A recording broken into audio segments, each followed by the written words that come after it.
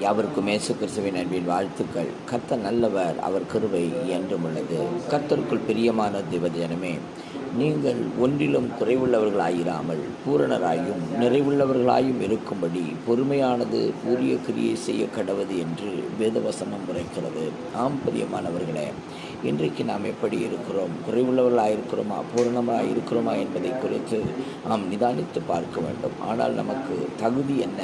பொறுமையானது. அப்போ பொறுமையாக இருக்க வேண்டும். நாம் பிரியமானவர்களே, இன்றைக்கு எப்படி பொறுமையாக இருக்கிறோம்? அது மட்டுமல்ல, விசுவாசத்தில் ஆமென் சோத்திரம் நீடிய பொறுமை உள்ளவர்களாய் காணப்பட வேண்டும். அப்படி இருப்போமானால் நிச்சயமாக கர்த்தர் நமக்கு பூரண கிரியை செய்வார். ஆமென்.